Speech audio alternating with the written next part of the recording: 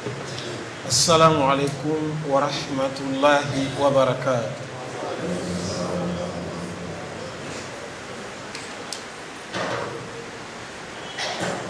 الله أكبر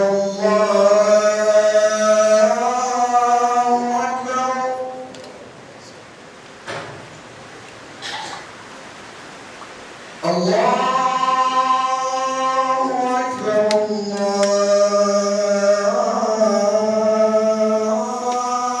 أكبر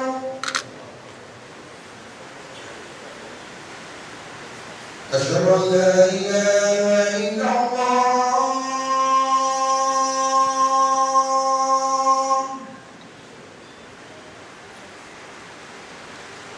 أشهد أن لا إله إلا الله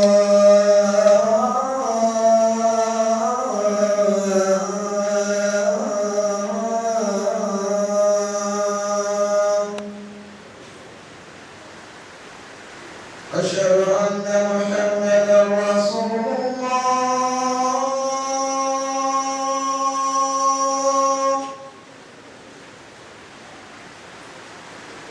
أشهد أن محمدا رسول الله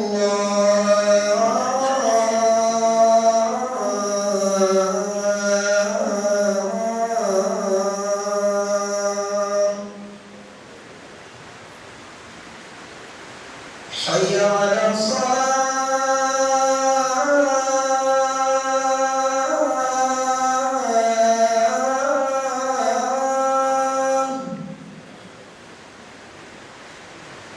حي على الصلاة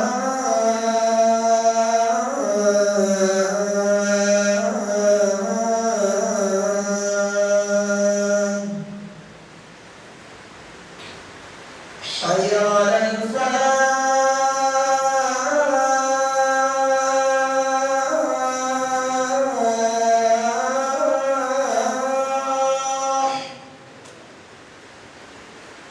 حي على الفلاح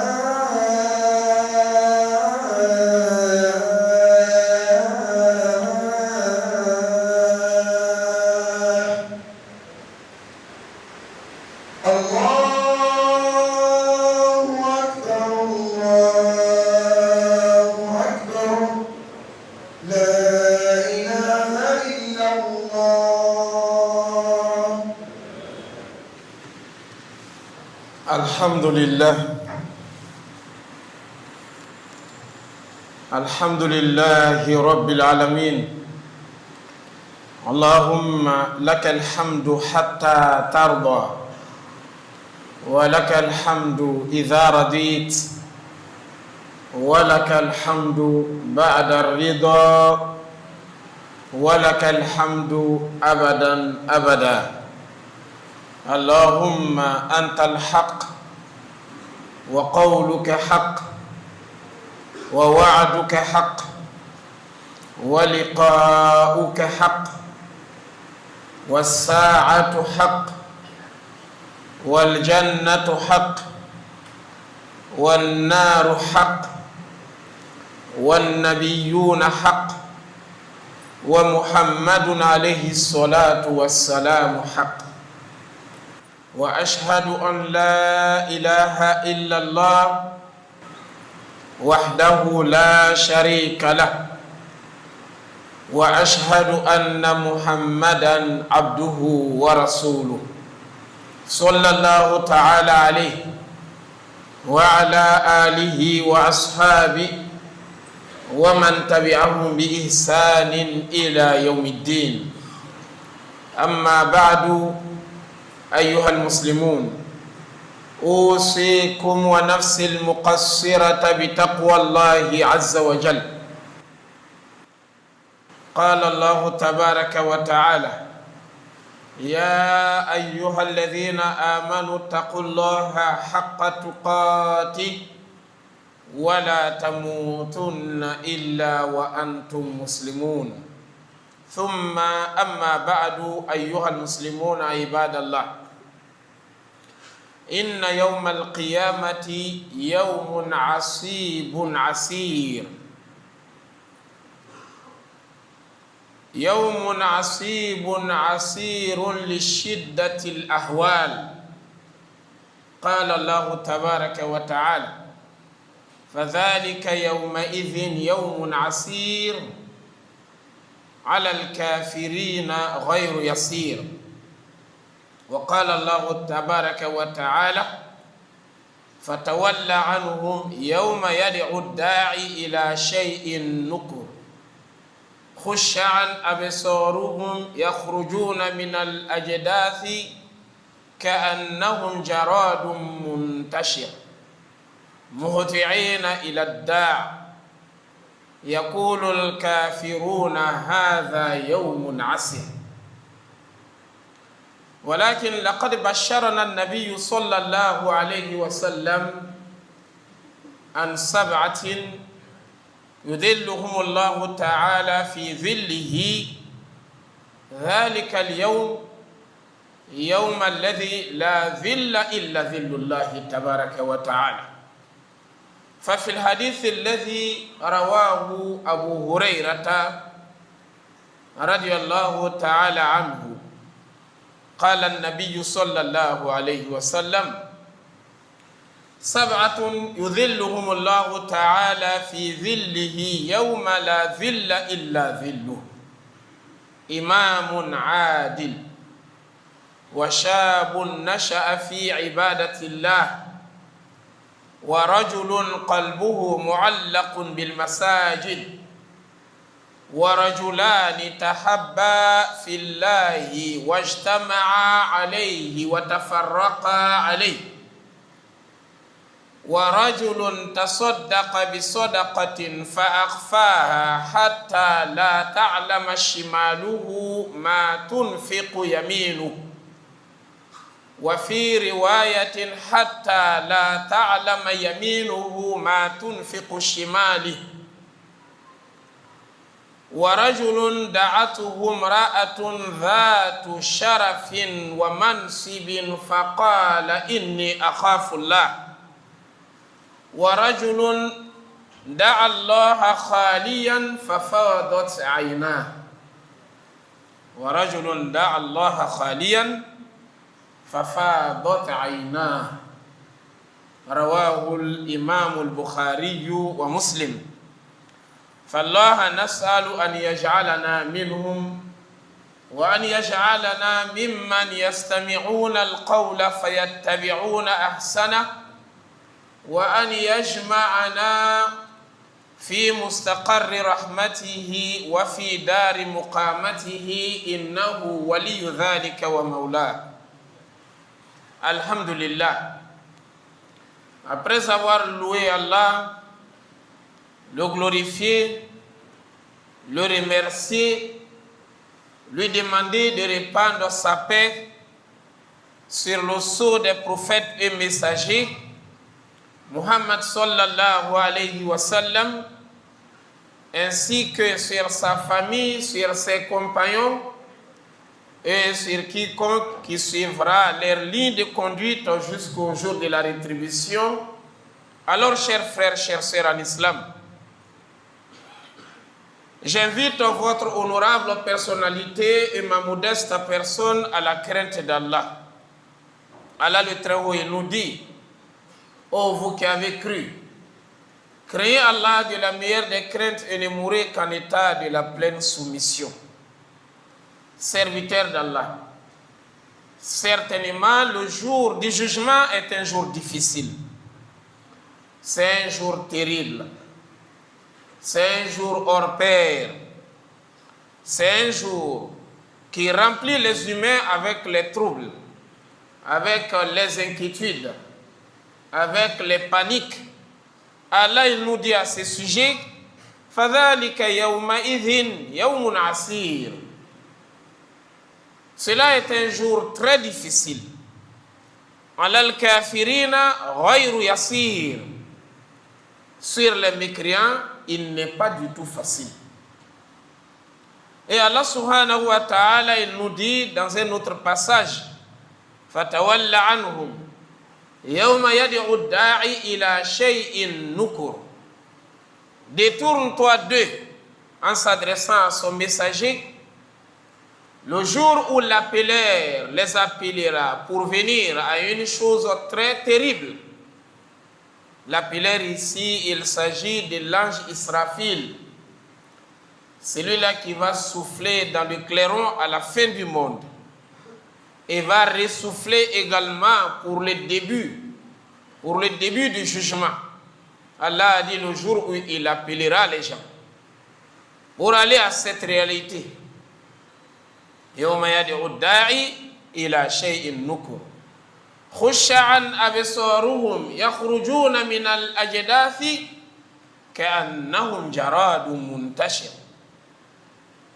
Les mécréants sortiront de leur tombe avec les regards baissés, avec le regard humilié, avec la tête baissée, pleine de défaites. Et elles sont en train de se diriger en courant vers le terrain de jugement.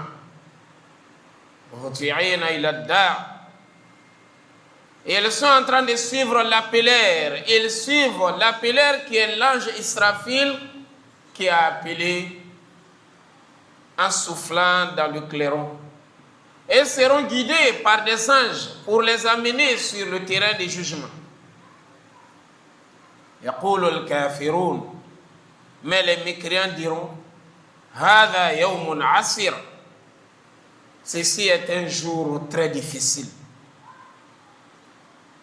Face à cette réalité, le messager d'Allah il nous dit le soleil descendra.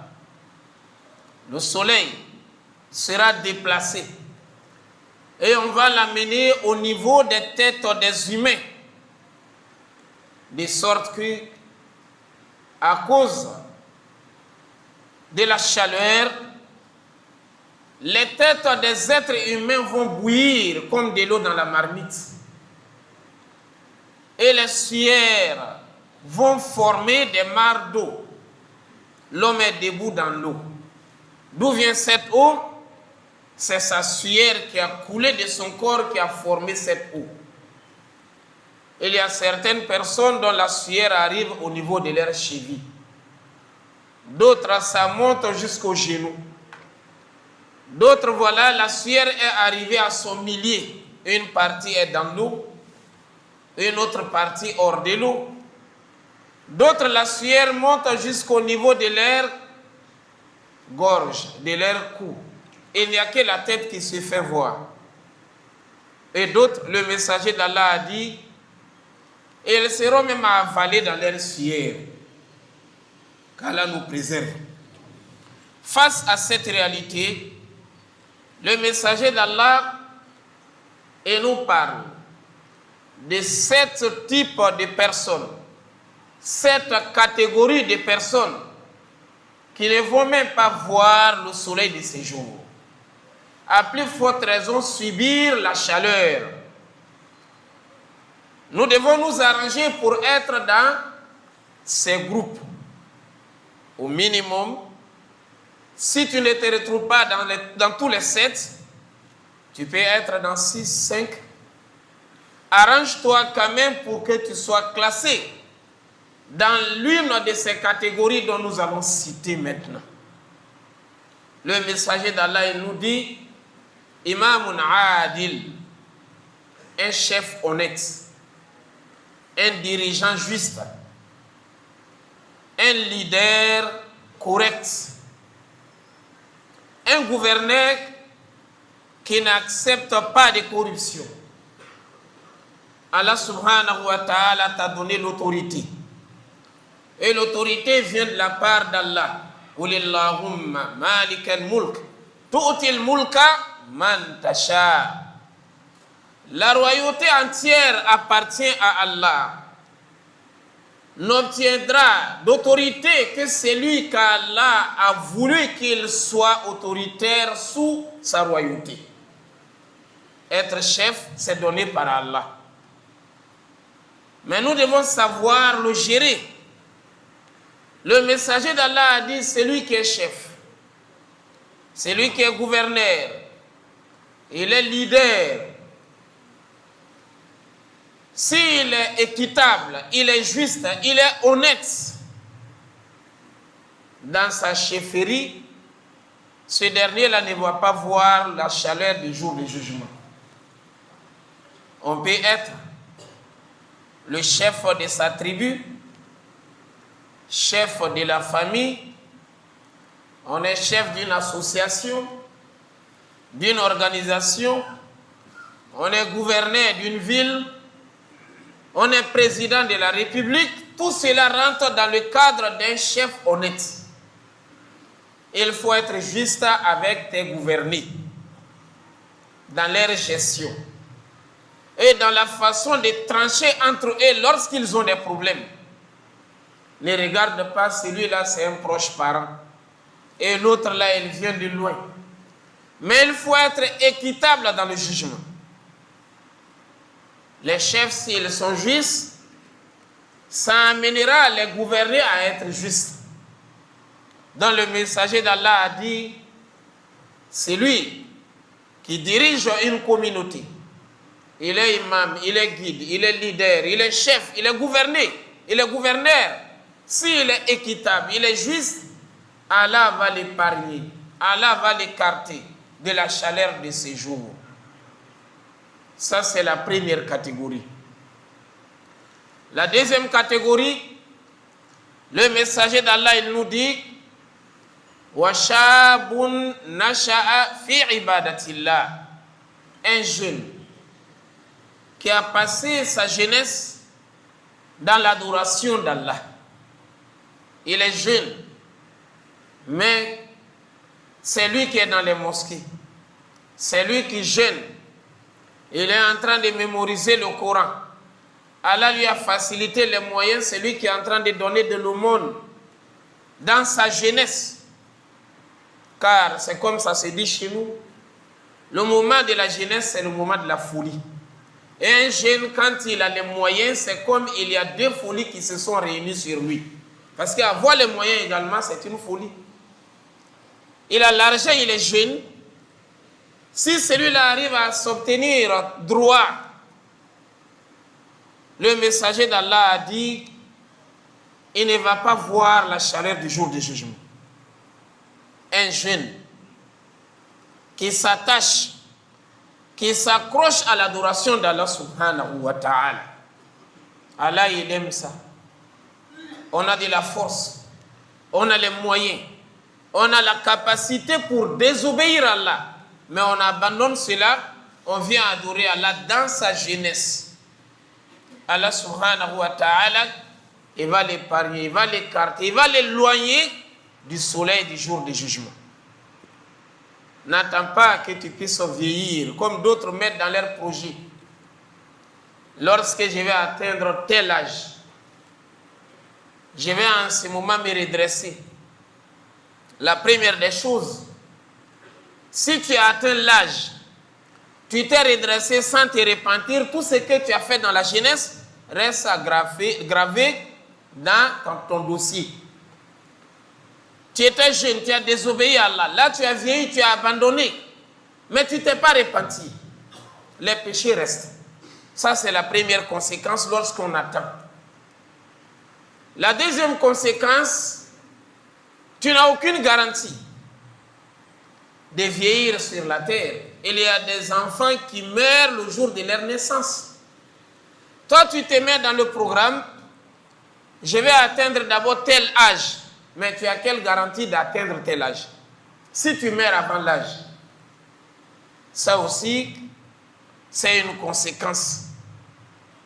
Donc lorsqu'on est jeune, on se consacre dans l'adoration d'Allah subhanahu wa ta'ala, on a une qualité, on a un titre, on a un statut auprès d'Allah. C'est que nous n'allons pas subir la chaleur du jour du jugement. Et lorsqu'on ne voit pas cette chaleur, ça veut dire qu'on rentrera au paradis. Troisième, le messager d'Allah, il nous dit وَرَجُلٌ قَلْبُهُ مُعَلَّقٌ بِالْمَسَاجِدِ. Un homme dont le cœur est rattaché aux mosquées. Lui, il est entre les mosquées. Quand il va prier, pendant qu'il est en train de revenir, il a l'idée de revenir prier. à la prière prochaine. Quand il voyage, il arrive dans un pays étranger, la première des choses, il demande quelle est la mosquée la plus proche à la maison, afin de fréquenter la mosquée. Lui, il est à la mosquée pour la prière. Il fréquente la mosquée pour écouter les paroles d'Allah. Il fréquente la mosquée pour aller faire les azkars. Le messager d'Allah a dit, ce dernier-là ne va pas voir le soleil du jour du jugement. Mais attention, il y a une différence entre ce que le messager d'Allah a dit et ce que d'autres font. Il est dans la mosquée, il ne va pas travailler. Il abandonne le travail, il devient un chômeur. C'est lui qui est à la mosquée aux heures de prière. Il est à la mosquée en dehors des heures de la prière. Il dort, il est assis, il est en train de causer, il ne va pas aller chercher à travailler. Ça, c'est interdit en islam. Lorsqu'on dit un homme qui a son cœur rattaché à la mosquée, cet homme-là a ses occupations, mais vient à la mosquée pour accomplir l'obligation d'Allah. Omar ibn al-Khattab, radiallahu ta'ala anhu, il avait l'habitude de prendre la chicotte, chasser les gens qui refusaient de prier, d'aller travailler, venir rester dans la mosquée. Il ne travaille pas, il est à la mosquée à la longueur de la journée. Il te demande qu'est-ce que tu fais. C'est ah non, nous vraiment, on est même dégoûté de ce bas monde. On ne veut plus travailler, on reste dans la mosquée pour adorer Allah. Il prend la chicotte, sortez, allez-y travailler. Pourquoi? Parce que tu deviendras un fardeau pour les autres. Tu ne travailles pas. Soit tu vas quémander ou tu vas voler. Tu ne pourras pas vivre sans le travail. Parce que tout est attaché aux moyens. Les moyens, tu ne vas pas les avoir dans cette condition.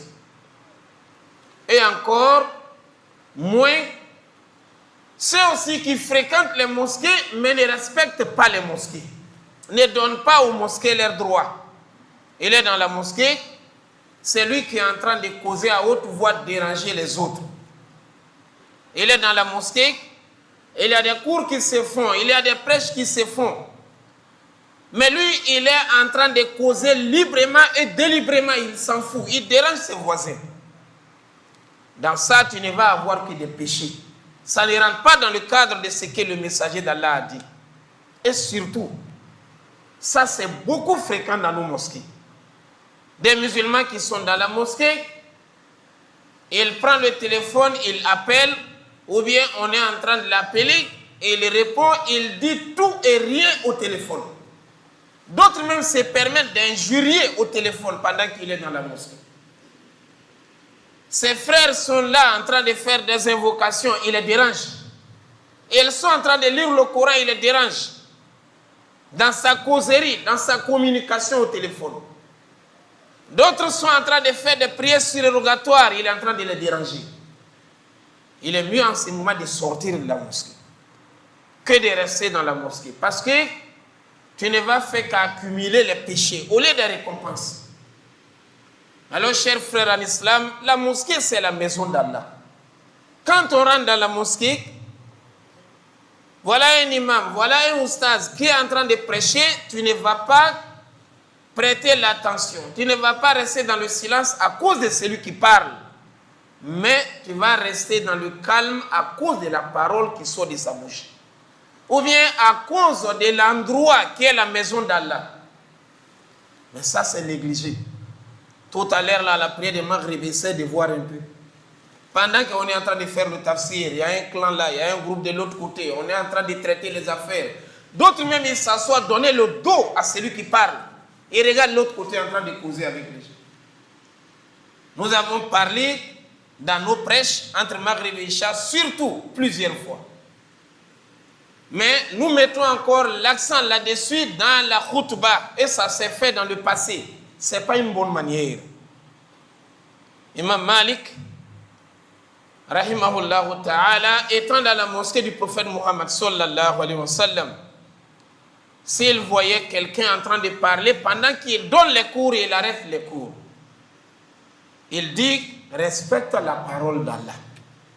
Respecte l'homme qui est en train de dormir ici. Parce que le prophète est là. Il a été enterré non loin de là où lui il est assis. Il dit, il faut respecter l'homme qui est en train de dormir ici. C'est la même façon. Les mosquées sont les maisons d'Allah. Respectons nos mosquées. Ça, c'est la troisième catégorie. Nous avons parlé d'un guide juste. Un jeune qui a passé sa jeunesse dans l'adoration d'Allah. Un homme dont le cœur est rattaché à la mosquée. Quatrième, warajulani tahabba fillahi washtama'a alayhi wa tafarraqa alayhi. Voilà deux hommes ou deux femmes se sont aimés rien qu'à cause d'Allah. J'ai vu un tel, il prie beaucoup, je l'ai aimé. Un tel, il fait tellement du bien. Moi aussi, j'aime les gens qui font du bien. Ou moi aussi, je suis un homme qui fait du bien. Je l'ai aimé. Ils sont devenus des amis. Il y a plusieurs unions. Il y a des gens dont leur union est basée sur l'amour du football. Je l'ai aimé parce qu'il joue bien. D'autres, c'est la musique. D'autres, c'est les affaires. D'autres, il l'a même aimé parce qu'il est beau. Mais le messager d'Allah a dit, parmi toutes les unions, l'union qui s'est fondée, qui s'est basée sur l'amour d'Allah, il est en train de faire quelque chose, je l'ai aimé parce que Allah subhanahu wa ta'ala aime ça. Il a mémorisé le Coran. Quand je l'ai vu, c'est un bon hafiz, je l'ai aimé. Il lit le Coran. C'est quelqu'un qui connaît la religion d'Allah. Je l'ai aimé à cause de ça. Cet amour-là, si ça demeure, les deux restent ensemble jusqu'à leur séparation. Leur séparation, ça peut être le déménagement, ça peut être le voyage, ça peut être la mort, mais ils se sont séparés sur une bonne base. Ils ne se sont pas séparés avec la guerre. Le messager d'Allah a dit, ces deux-là, au jour du jugement, ils ne vont pas voir le soleil de ces jours. Qu'Allah subhanahu wa ta'ala nous compte parmi ceux dont nous venons de citer. أقول قولي هذا وأستغفر الله لي ولكم ولكافة المسلمين من كل ذنب فاستغفروه إنه هو الغفور الرحيم. الحمد لله رب العالمين والعاقبة للمتقين ولا عدوان إلا على الظالمين أما بعد. ورجل تصدق بصدقة فأخفاها حتى لا تعلم شماله ما أنفق بيمينه. Un homme qui a donné de l'aumône, il a fait un sacrifice. Tellement qu'il l'a fait discrètement, sa main gauche n'a pas su ce que la main droite a donné. Ça veut dire même ses proches n'ont pas su ce qu'il a fait. Tellement qu'il est discret dans ses aumônes. Il voit quelqu'un qui a du mal à payer sa maison. Il va en aide à cette personne, sans que personne de ses proches ne sache. Ceux-là, ils ont du mal à manger, ils paient à manger, il leur donne, mais en cachette. Et voilà, l'autre là, il est dans le besoin de telle chose, lui, il a les moyens, il agit, sans dire à quelqu'un, sans mettre ses proches au courant. Le messager d'Allah a dit, ces gens du monde, au jour du jugement, l'homme là ne va pas voir le soleil de ses jours. Ça nous rappelle l'histoire qu'on raconte. Dans un village, il y avait un homme riche. Il y avait un boucher dans le village qui vendait sa viande. Le boucher a été visité par l'homme riche et lui dit, chaque jour qu'Allah fait, le soleil s'élève, il faut servir 1 kilo de viande à tous les villageois, à mon compte. Le boucher a commencé à les servir. Chaque jour qu'Allah fait, il envoie 1 kilo de viande dans toutes les familles. Les villageois se sont habitués, le boucher, il est gentil, il est gentil. Dès que le soleil s'élève, eux-mêmes, ils vont réclamer leur viande, ils les donnent. Ils ont traversé des années. Et ils pensent que c'est le boucher qui est en train de les donner la viande. Allah a fait que l'homme a rendu l'âme. L'homme est décédé, l'homme riche. Quand il est décédé, le lendemain seulement, on vient chez le boucher pour réclamer de la viande. Il a dit, il n'y a plus de viande chez moi. Vous n'avez rien, vous n'avez plus rien chez moi. Ils disent, mais tu nous as habitués il y a des années de cela. Il a dit, la viande que je vous servais là était payée par l'homme riche qui est mort hier. Donc là, c'est arrêté. À partir d'hier, moi, je ne vous sers plus. Ah, nous, on disait que l'homme là, il est avare, il ne partage pas. C'est lui qui nous donnait à manger chaque jour. Donc voilà un exemple de celui qui fait du bien discrètement. Il y a des gens qui changent la vie des autres. Et il change toute sa vie, mais sans se montrer aux gens. On ne sait même pas que c'est lui qui agit, mais la vie de l'autre a changé. Le messager d'Allah a dit, dans ces cas pareils, cet homme-là ne va pas voir le soleil du jour du jugement, à plus forte raison, subir la chaleur. 6e, il nous dit, وَرَجُلٌ دَعَتْهُ امْرَأَةٌ ذَاتَ شَرَفٍ وَمَنْصِبٍ فَقَالَ إِنِّي أَخَافُ اللَّهَ. Voilà un homme, il y a une femme dotée de beauté, elle est très belle, bien entretenue. Et la femme également, elle est honorée. Elle a une valeur pas possible. C'est elle qui invite l'homme. Voilà, mais moi j'aimerais que tu puisses avoir une relation intime avec moi, à deux. Il n'y a personne. L'homme dit, ah, moi je crains Allah, je ne peux pas faire ça. Je ne peux pas faire ça. Comme ce qui est arrivé à Youssouf alayhi salam, avec la femme du ministre. Nous savons comment les femmes des ministres sont traitées, sont entretenues, parce que les moyens sont. Elles vivent dans les bonnes conditions, mais elle a invité Youssouf. Youssouf a dit, Ma'adallah. Moi, je crains Allah, qu'Allah me préserve contre ça. Je me réfugie auprès d'Allah. Al-Imam Ibn al-Jawzi, il nous raconte dans son livre de Al-Mawa'idhu wal-Majalis l'histoire d'un homme qui s'appelait Abu Bakr al-Miski. Abu Bakr, l'homme de Misk, c'est-à-dire l'homme du parfum, Misk. Du 1er au 31, l'homme sent du parfum. Abu Bakr al-Miski, quelle était son histoire? C'était un vendeur de tissus en Irak. Il vendait des tissus. Il y a une dame qui a envoyé son travailleur chez Abu Bakr al-Miski, j'ai besoin de toi, je voulais acheter des tissus. Il a amené les tissus dans la maison de la femme. Quand il est rentré avec les tissus, la femme s'est retrouvée avec lui dans la chambre. Il n'y a personne. Elle a demandé au travailleur de partir, elle a fermé la porte. Elle dit, je t'ai appelé, ce n'est pas pour acheter des tissus, mais pour que tu puisses avoir des relations avec moi.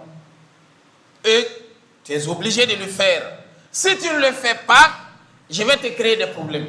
Je dirai aux gens, tu veux me violer, je vais crier ici. Abu Bakr al-Miski, il regarde à gauche, à droite, il ne peut pas sortir. Hein? Imaginons un peu, si c'était certains des musulmans d'aujourd'hui, ce n'est pas la femme qui vient, mais c'est nous qui partons maintenant. La fornication est presque légalisée aujourd'hui. Il est marié, mais il a des copines ici et là. Abu Bakr al-Miski, il a dit à la femme, toi tu es très belle, tu es très élégante, très charmante. Est-ce qu'un homme peut te refuser? Tu m'as proposé ça, je suis pleinement d'accord. Mais je te demande seulement de me permettre de rentrer aux toilettes. Je vais d'abord me nettoyer convenablement et je reviens. Je vais obéir à ce que tu as dit. La femme a autorisé. Il est rentré aux toilettes et il allait prendre des excréments. Excusez-moi du terme, les caca. Il s'est frotté tout le corps avec son habit avec. Il ressort et vient se mettre devant la femme et il dit, je suis prêt. La femme dit, moi je te croyais un homme normal, alors que tu es fou. Je ne savais pas que toi tu es fou. Sors rapidement de ma maison. Elle appelle son travailleur de faire sortir Abu Bakr rapidement. Abu Bakr sort de la maison, il prend la route de sa maison. Il se rencontre avec les enfants, on commence à se moquer de lui. Il sent du caca, il est en train de sentir le caca. Les hommes, quand on le voit, on s'écarte de lui. Il allait chez lui, il s'est lavé, il a enlevé les habits. La nuit, quand il a dormi, il a entendu un son. Il a entendu un bruit dans le sommeil. On dit, toi, tu as fait ça pour Allah. Allah a pris l'engagement de te faire un miracle jusqu'à la fin de ta vie. Tu vas sentir le misk jusqu'à ta mort. Abou Bakr, il ne met pas du parfum. Mais il sent toujours du parfum misk. Jusqu'à ce que les gens l'ont surnommé Abou Bakr le misk. Même après sa mort, on est en train de laver le corps, il est en train de sentir le parfum. C'est celui-là un bon musulman. Mais le musulman qui cherche les femmes à gauche, à droite, il ne les a pas mariées, ne peut pas rentrer dans ce cadre-là, dans ce groupe-là que nous sommes en train de citer. Ça, c'est 6e, 7e et dernier. Le messager d'Allah, il nous dit وَرَجُلٌ دَعَ اللَّهَ خَالِيًا فَفَاضَتْ عَيْنَاهُ. Un homme à seul. Et il s'est rappelé d'Allah, il a invoqué Allah, il a lu le Coran, il a écouté les prêches, il a commencé à pleurer tout seul.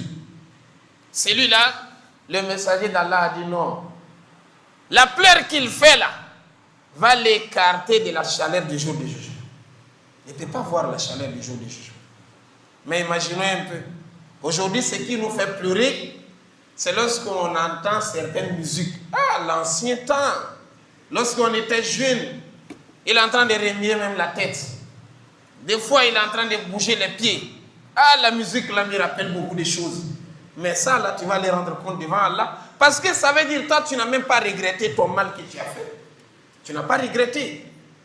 Ça veut dire que toi, tu as laissé parce que tu n'as plus le pouvoir de faire. Donc, ça reste encore dans ton dossier.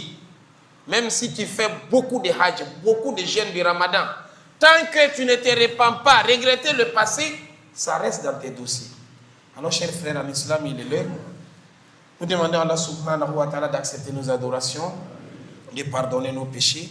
Allahumma salli wa sallim wa barik ala Muhammadin wa ala ali Muhammad.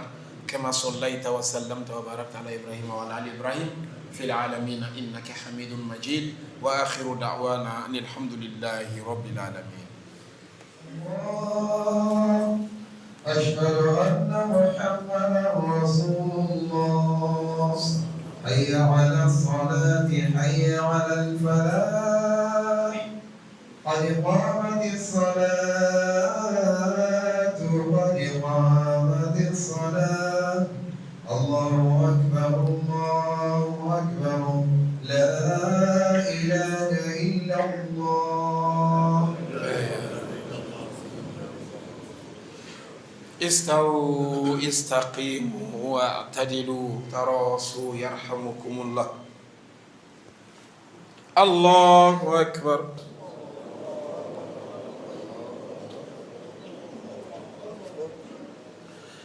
الحمد لله رب العالمين الرحمن الرحيم مالك يوم الدين إياك نعبد وإياك نستعين اهدنا الصراط المستقيم صراط الذين أنعمت عليهم غير المغضوب عليهم ولا الضالين آمين. والعصر إن الإنسان لفي خسر إلا الذين آمنوا وعملوا الصالحات وتواصوا بالحق وتواصوا بالصبر. الله أكبر.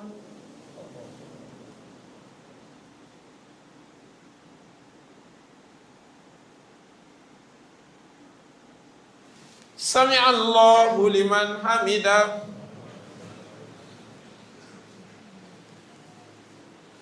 الله أكبر.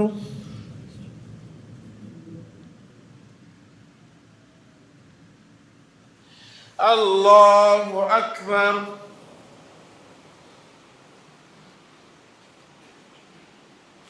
الله أكبر.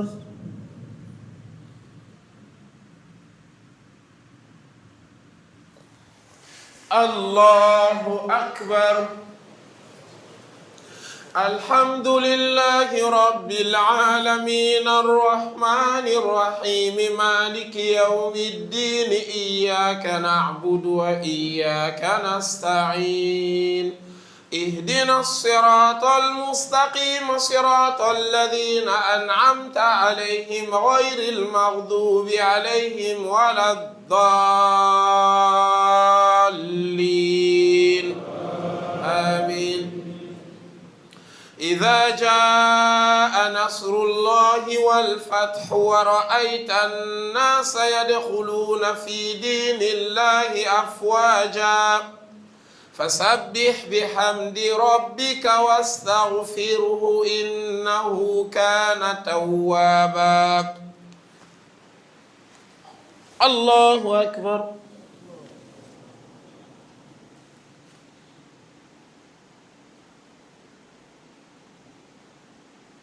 سمع الله لمن حمده. الله أكبر.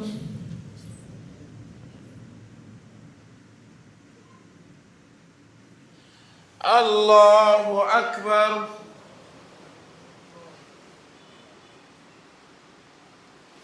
الله أكبر.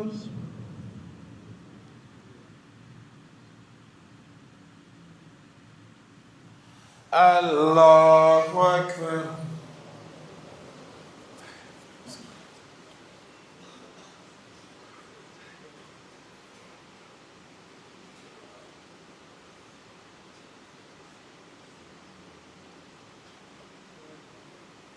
السلام عليكم ورحمة الله.